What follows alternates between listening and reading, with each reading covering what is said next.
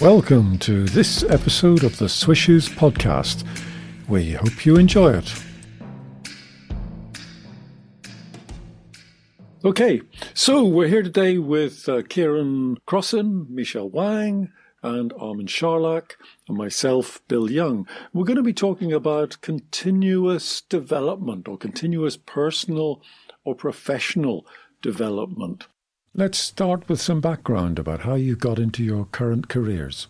Armin. I think we have to distinguish between a strategic plan and being open to what happens along that path. And as we all know, the best plans are the ones that you have not planned for. And let me explain that with a very personal example. I originally studied electric engineering, and I was never even thinking about doing consulting, but I had a very close friend which I shared most of the time at university with, and we worked together. He always wanted to go consulting. I wanted to go to marketing, and in the end it ended up right the opposite way. And the way how it did happen was that I, a year before I finished my studies, thought maybe now is the time to start testing this application process, writing a CV and seeing what happens there. And I found a job advertisement from Price Waterhouse for SAP consulting. Submitted my application, was very positively surprised that they invited me for an assessment center. And after a full day of assessment center, out of 28 participants, they made 2 of us an offer, and one of them was me.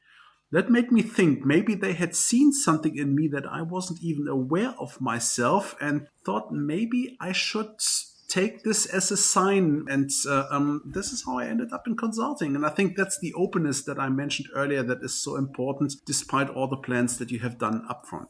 Michelle, a word from you? I came from completely different background.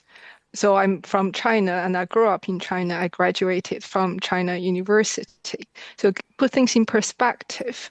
This year, the university graduate number in China is 12 million. And that is 75% of eligible people of the same age. So to me, personal development or professional development is one way or one of the easiest way for you to stand out in any of the applications. So, I'm even getting a chef certificate, but don't record that. Cut.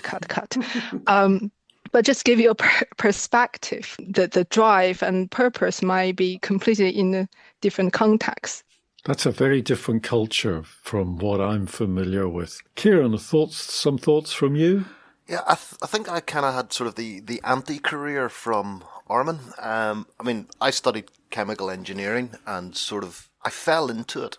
Right, I really didn't know what I wanted to do at university. And I started at university doing physics. But because I couldn't get physics, chemistry and maths together in the university timetable, I sort of stopped doing that, and I then sort of randomly picked chemical engineering. I went along, met the faculty leader. He liked my A-level results, so then they took me into chemical engineering. But I'm sort of, how do I put this? I'm sort of an inner nerd. I have a high degree of nerdness in me. I know that, Ciaran. Yeah. And so I kind of went into engineering and sort of stayed in engineering. And sort of through my career, I've done a number of CPD sort of exercises, both personally at my own expense. I did a postgraduate diploma in international business management, and then I've done certain pieces of actual real education through companies that I've worked for. But I've never actually really felt the urge to move from doing engineering, because I'm kind of in a fat, dumb and happy rut. But it's a nice rut, and I can sit in there. And so that's kind of like the opposite, I think, of Armin's career. You got the degree in engineering and didn't do any of it, whereas I sort of got stuck into that one narrow field. And I've stayed there ever since. But I've also had some kind of very disappointing experiences with CPD. I don't know if any of you done PMI, the Project Management Institute? I know of it, but I've not done it. Right. Well, obviously, if this is going to go public, I need to be very careful with my words here. But I did that and became, got the kind of, I can't even remember the name of the qualification, but it was sort of the professional project manager. But then it was a constant rolling thing. to maintain that qualification. And I felt kind of a little bit, I personally felt, this is my personal opinion, again, being careful, I felt a little bit aggrieved that I had to continue, obviously, to either buy things or do things with this institute or go to additional training courses to keep a qualification which they said I was good enough to have in the beginning. It's not like your university comes back to you every 3 or 4 years and says you need to sit these exams again. I think we're going to come back to that because that's quite an important aspect of career training. There are quite a lot of institutions that lock you in for annual payments in order to maintain it. Yeah, I don't mind the annual payment, but it was over and above the annual payment was the bit that left me feeling a little jaded with that process. Right. Well, my background, I actually studied agriculture because I was fascinated by it as a teenager. Loved the whole concept of cattle, of animals, grass, crops. It was wonderful. And then I went on to, I decided at a very early age, there was no way I had the energy and the commitment to become a farmer. So I'd go into the commercial side of it. So that's where I started. Armin, you... Very interesting. I didn't know that about you, Bill. And maybe if someone who is testing sports car on television can become a farmer, you can do it the other way around. That's the only comparison between me and Jeremy Clarkson I've ever heard. But coming back to Ciaran's point, particularly when we're talking about formal qualifications, I know that in today's world there is a need for formal qualifications, but I would actually dare the provocative thesis that it's only when you're doing something where there is an abundance of people and therefore HR is becoming the big filter before the real person will be looked at by the real decision makers. I recognize that when I look at CVs, I don't really care much about formal qualifications. I'm trying to better understand the person, his or her talents, his or her passions, because I think those are way more important, and how those are demonstrated and have been demonstrated in what he or she has been doing in the past. But obviously that is only possible if you look at 3-4 CVs and then have 2-3 interviews. But HR is in the miserable situation that if they sometimes have to go through dozens or hundreds of applications, they need to have some filter criteria. And then these formal qualifications do actually matter. But later in the interview, I don't care about these at all. I totally agree with that. Most people who are rational will self-filter on their own applications. I'm not going to apply for a job as a brain surgeon. I'm going to apply for jobs where I feel I'm qualified to do the job. And then the rest of, you've got to somehow have a CV that gets through the rather, almost the rather harsh filtering process. But the interview process, and any interview process I've either participated in being interviewed or as the interviewer, it's always been answering the question of, will this person fit in here? Is this person going to be good to work with? Will they fit in? I really want to hear from Michel on this one, because you hinted earlier that there's a more certificate-based culture that you've come from, where you present the certificates to show what you've done. And before I ask you to explain that a bit more, let me say that I went into a big company and I was very fortunate. After doing a commercial job for a few years, I sort of decided I wanted to move on to some sort of head office management role. And it just sort of happened after you express the desire. And I did that for a few years. And then someone said, would you like to go on a secondment? And I did that. And when I came back, the business was falling apart and I was able to change divisions. And I was thinking then, should I be doing an MBA? And it didn't make sense apart from the certificate, because I'd done a lot and I did not see the sense in doing an MBA on top of it. So I was in Ciaran's camp of saying, I know what I can do and I know what I can apply for and I don't need a certificate. But that's the culture I came from. And that's why I wanted to come to Michel. Armin, do you want to say something first? I coincidentally talked earlier today to a good friend of mine who had placed a job advertisement on LinkedIn earlier this year, and he had received 25 applications for a sales position for procurement software. And he told me this morning he was really surprised that none of the people who applied had any sales experience. They were still shooting at more or less everything that is being posted on LinkedIn. So I think it also is an important factor how the economy in general, or at least in the very field of your expertise, is at the moment, if there is an abundance of people or not. Because if there are many people on the market seeking for jobs, you will probably see a lot of applications where people do not apply the rationale that you mentioned earlier, that you're not applying for brain surgery if you aren't one. Well, yeah, Ciaran sort of indicated that there's a self-filtering device happening in his case, and obviously not in the 25 people who'd applied for a sales job. So there's a discussion to be had there. Michelle, are you okay to come in on this? Thank you. To start with, I studied English literature. So at the statistic point of view, so we are like 3/4 of us didn't stick to what we originally started. But to build your point, my view of personal development or professional development is slightly different. I believe whatever we've done would contribute to what we are doing now. I studied English as a major. I currently work in the legal field, so the drafting is not a problem to me. So all the certificate I've done, because I'm being Chinese, I have probably a gazillion different certificate, you name it.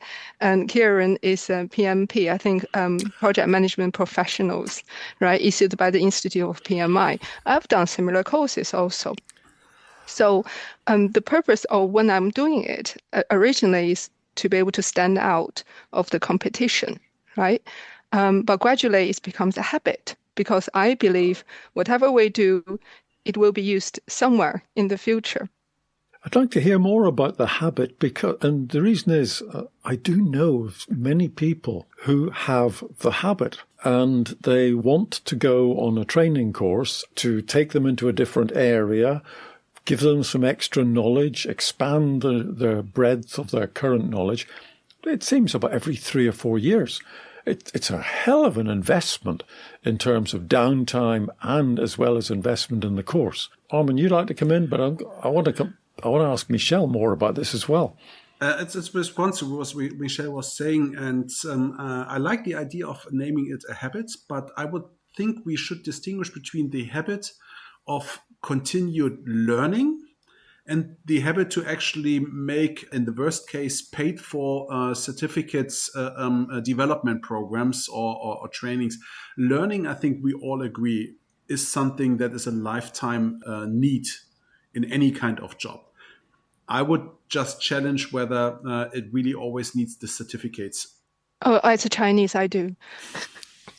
But it's not just Chinese. The Germanic, Swiss and German, Austrian cultures, and I know those particularly well.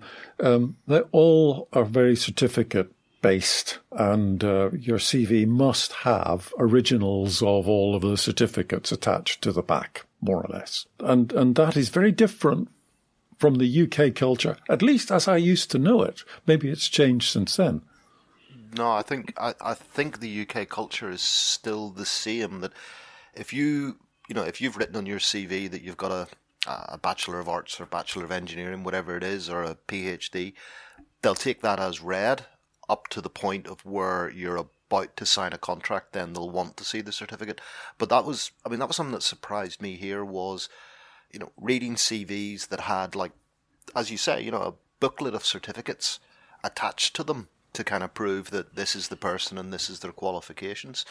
I can't say I felt it useful, or I can't say I felt it really distinguishing from the person just writing a few short lines on their CV saying, this is the education I've had. Sorry, I've also moved away a little bit more from the certificate now. So at the moment, for example, even participating in this kind of podcast and discussions, right? And you're trying to post your opinions and discussions on LinkedIn, for example. And to me, that's all kind of like personal development. And there's also activities where we're doing involved with SIPs and other institute, trying to host the event to share learnings and building networks. I would say all those kind of things becomes more and more popular in my personal life, rather than just study for a certificate. Apart from my Cordon Bleu chef certificates, I still have 1 week to go. Yeah. Don't I mean, just I would come in on what Michelle has said there. That's a very, very important point, the network.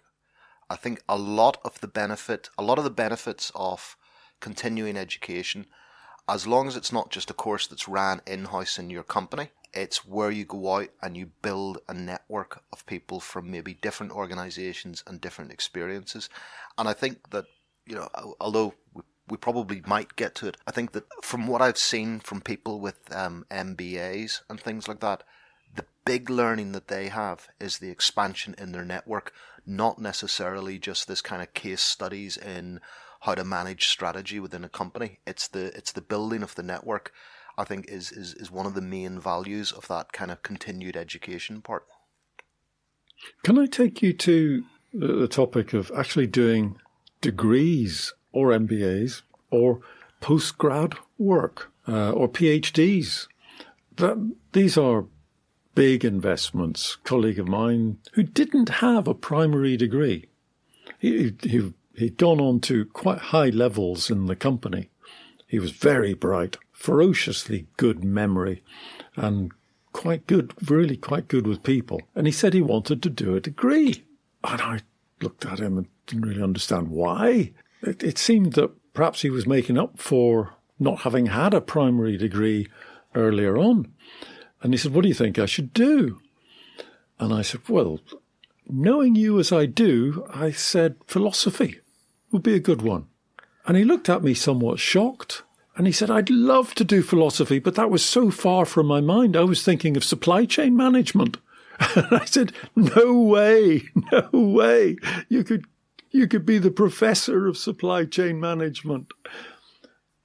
Now, there clearly are jobs where you might need a degree in order to make it. But let's take those aside and let's take consulting as an example where I know myself a little bit around. And in most firms, without naming any, when you come with a PhD, you're not getting hired into the same rank as someone who has just done his normal grade, but one level up. But that one level up is what you can also accomplish in 1 or 2 years of good performance in that rank, and then you can do the math whether you can do your PhD in 2 years' time, or whether it might be better to start a little bit earlier, except if you are seriously considering that an academic career might be the right thing for you, because then you need to make the PhD, but not necessarily for the business position.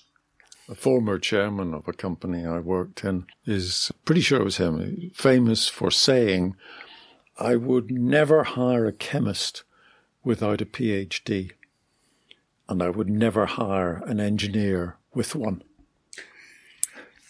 And John it's a Harvey very, Jones. very profound thing to say because of the difference in the career paths. And if you've got an engineer, you really don't want to know someone who does quadrilateral equations that much. You want somebody who can integrate technologies and has done it.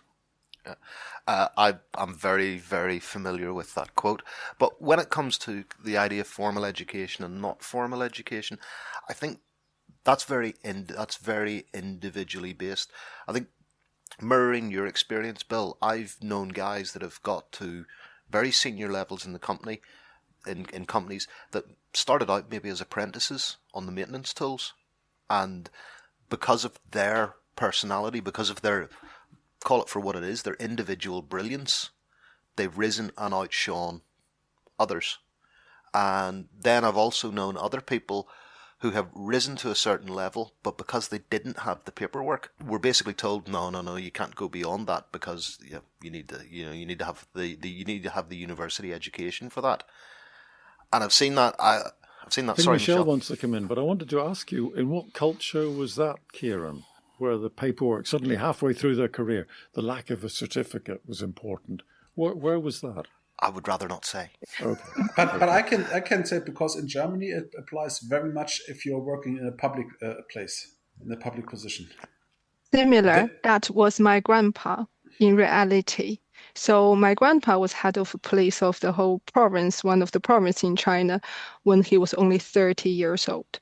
So he got up a very senior position in the military in China.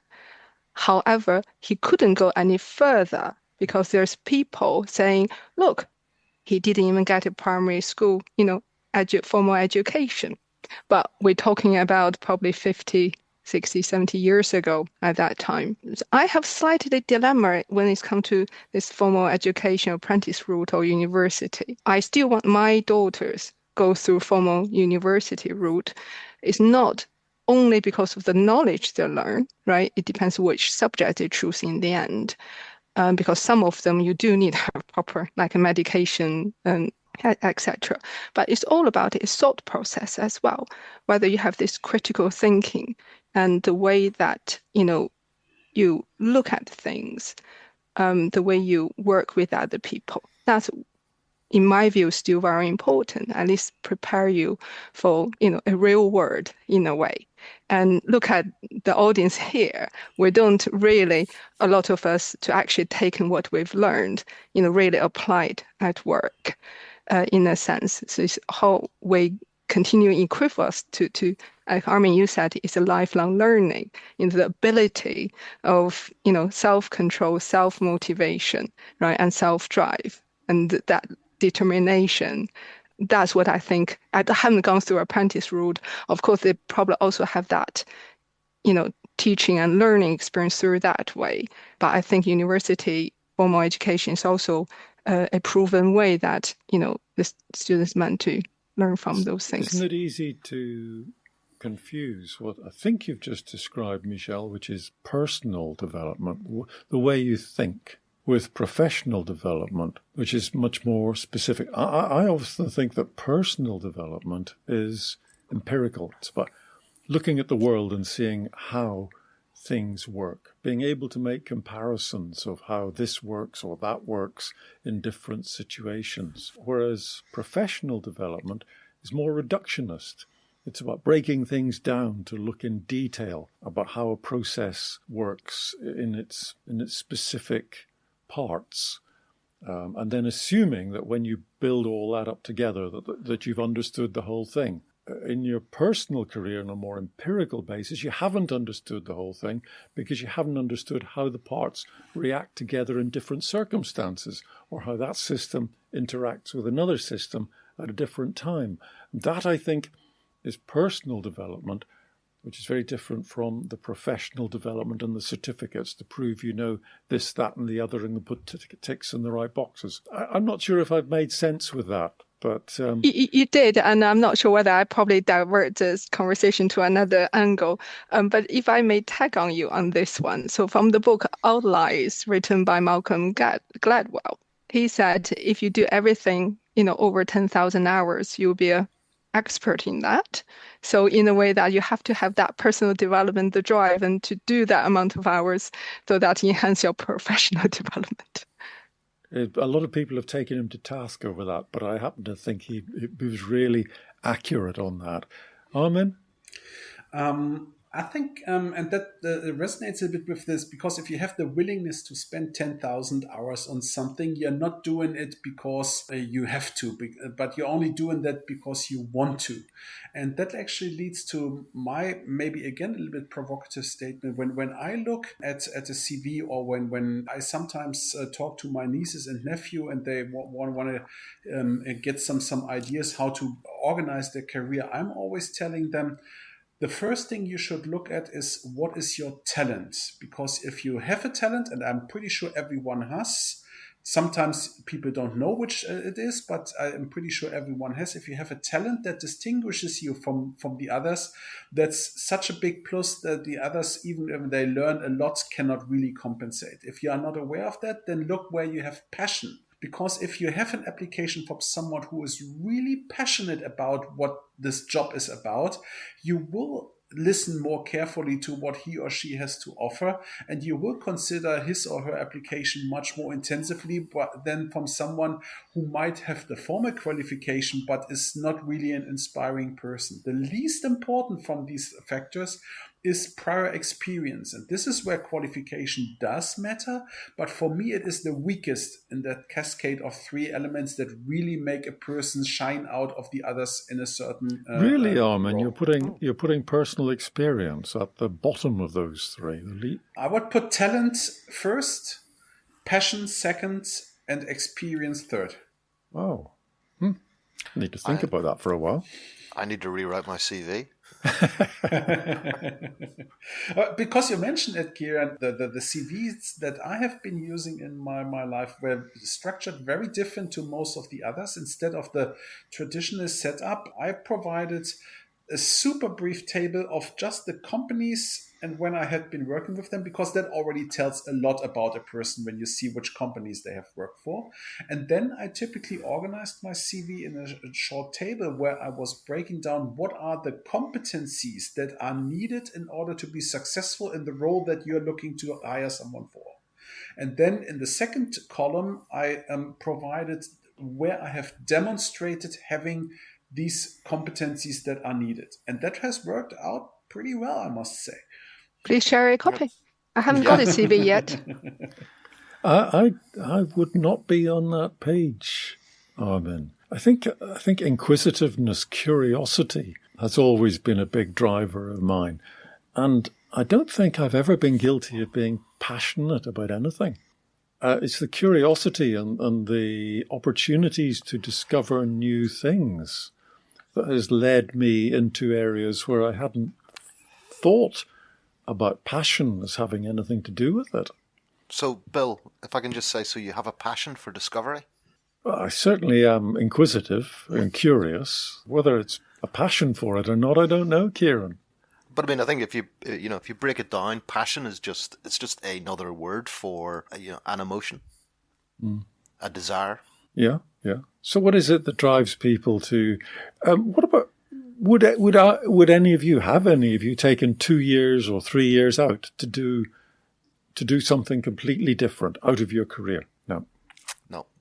I had a heart attack once, and it was a very minor one. And after a month out on a sort of recuperation, I was a different person. I began to understand why some people insist on having 4 or 5 weeks holiday in one go. And after 2 months, I had a different perspective on the world. And it did seem to me that working in a company doing roughly the same thing for a long period of time is very narrowing. And my another formative experience, apart from changing jobs from time to time, was going and working for a consulting company quite late in my career. And suddenly I was with a lot of younger people. I was being sent off on courses with them. And I did query it and said, are you sure you want to invest in me? Because I won't be with you as long as these guys will. I can't help, the biological process of aging. But they didn't think about it. They just sent me off on courses, gave me new challenges. And it was brilliant, absolutely brilliant.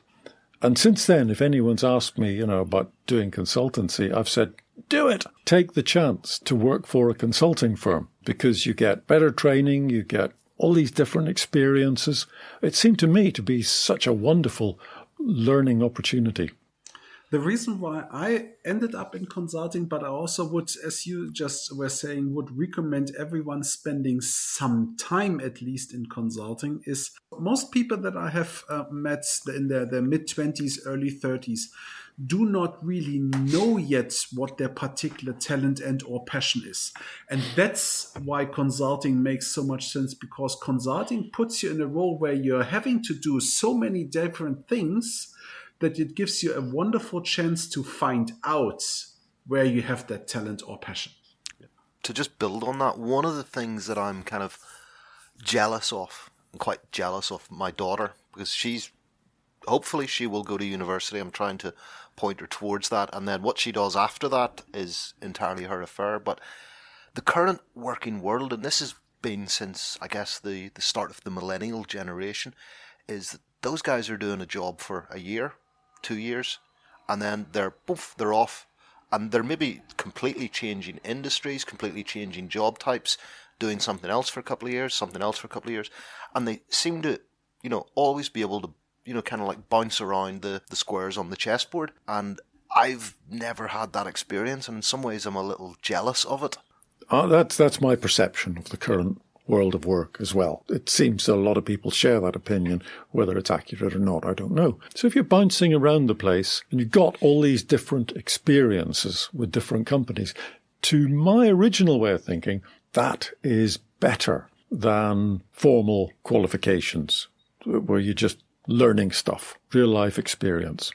However, if you're an employer and you're looking at somebody who's done this and done that, done the other, isn't there a need for some little certificate just to show that they have some grounding in something? So my question is, does this modern lifestyle reduce the requirement for formal qualification or increase the need for some sort of certificate to show that you have got something in there and they don't have to dig it out? I think it just depends on the job. I don't think experience completely removes the need to have that kind of fundamental, educated understanding of a particular subject area, but I think it's job by job. But I can certainly see with millennials how it builds their character, and how they do have not necessarily a depth, but a breadth of experience. And what is it they say? Sometimes quantity has a quality all of its own, which I would not necessarily have. I mean, I've effectively been in 2 companies my entire career so far, touch wood. There's a German saying, I'm not sure how it translates really correctly into English, that paper is patient. And therefore, when you have these on a CV, they are, whether you have them or you have not, is pretty meaningless until you really learn about the person. That comes back to what I said from the very beginning, that it's clearly is different whether you are in competition with many, and therefore some formal filtering applies before you have a chance to show yourself as a person, or whether you have that chance directly. Now, there is one thing that is special in Switzerland that I very much like, and I think it's the most effective way to find out about a person without spending too much time and effort up front, and that is to ask for a reference and have a 10-15 minutes call with the former employer with that reference, and depending on who that person is and what this person tells you about your candidate, tells you significantly more than what you will ever find in their CV. And I think that's why company has graduate scheme. So I started with Rolls-Royce graduate scheme, where I moved around, different regions, different areas, really give me a good visibility of how the whole company operates in the various different areas, even outside procurement or supply chain management. And I believe at the very early stage of the career is very valuable to be able to see as wide as possible. But also I believe that at some point, we need to go vertical as well, that then we build that necessary to become the expert, I don't know the better word, in what we do, right? Or to be good at what we do in the end. And to go vertical, as you put it, are you implying that that's the one that needs some certificates? I would say later stage of the career, certificate would have much less value add at the early stage of the career. So what's your views on, because when people talk about continuous, whether it's personal or professional development, they're quite often thinking of courses that you organize yourself, and not just as a post-grad thing, but as something you do to your late 20s, 30s, into your 40s, maybe 50s and beyond, and that every few years you look at doing something to expand your horizons, to take yourself out of the rut, which I think Armin referred to earlier. That is a common belief now, that is the way to go forward. Is it correct? Is that absolutely sensible or not? I would not say whether it's correct or not correct, but I would add to it, saying also giving something back, right? Put yourself into it, give yourself the time. As you said, build the curiosity, the willingness to learn, the willingness to share. In my view, that's a big part of either personal or professional development. You're looking very thoughtful, Armin.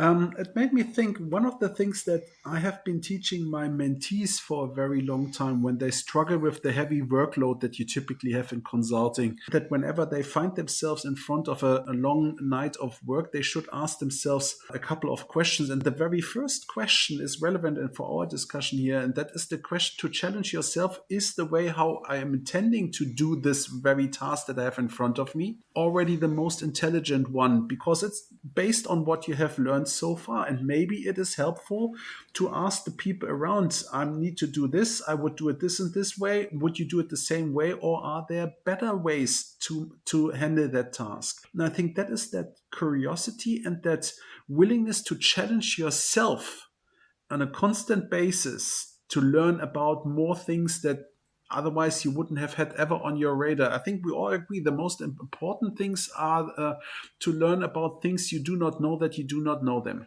Are we all sure that managers and employers want to be questioned and challenged? I agree with Armin, everything Armin said, but I do have that question hanging.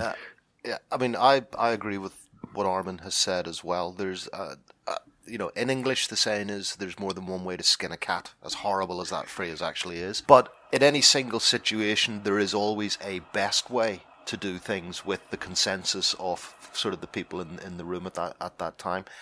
I've known quite a lot of managers that don't want to be questioned, don't want their particular method or manner kind of questioned, and it's an unfortunate sort of downside of any role in any company, that there will be managers who, I'll be controversial and say this, who probably shouldn't be in position.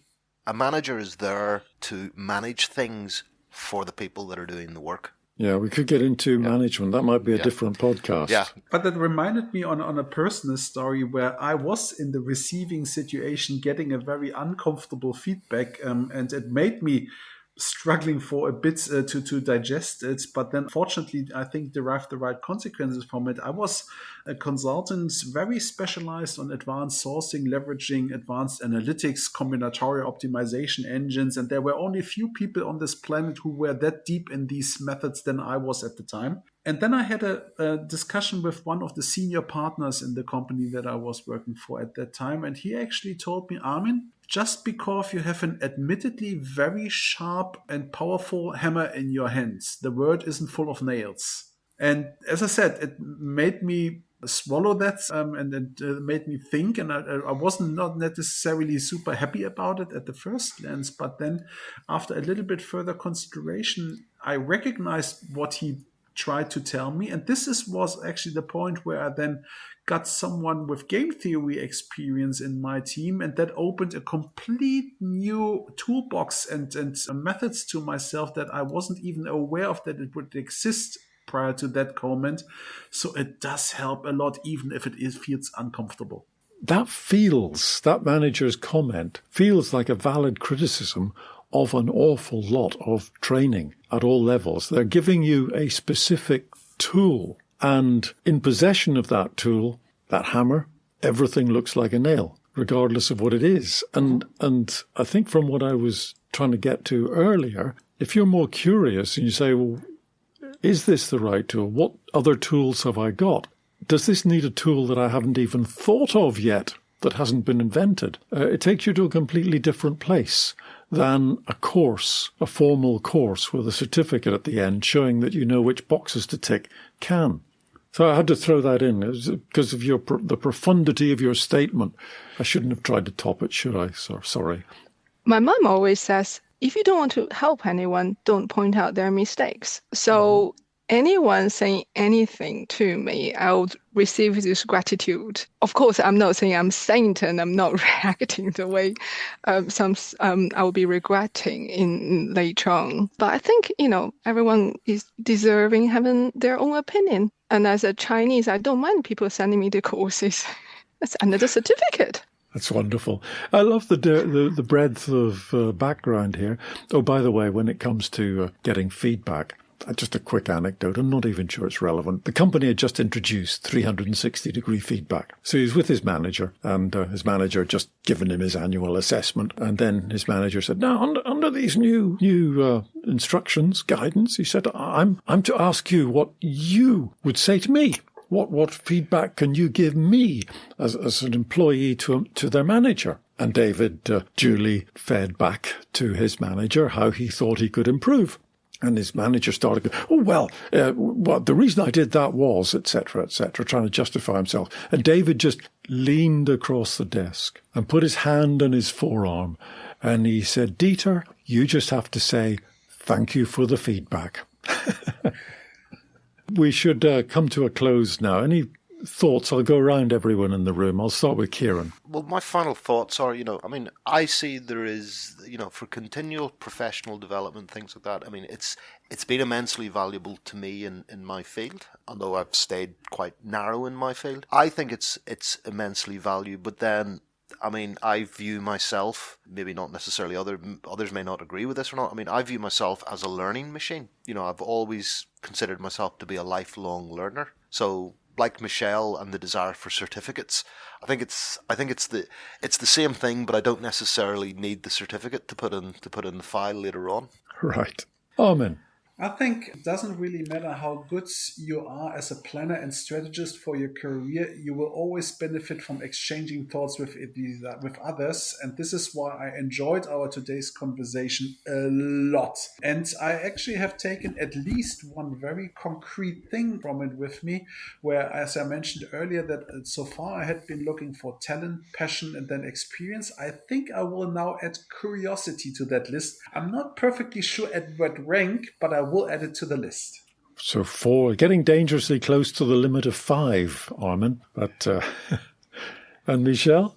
So some thoughts from me to end this podcast. Always trying to be a better version of yourself every day. It would be great if you could start something that is interesting in your career. But if you couldn't, just stay there long enough until it becomes interesting. Wow.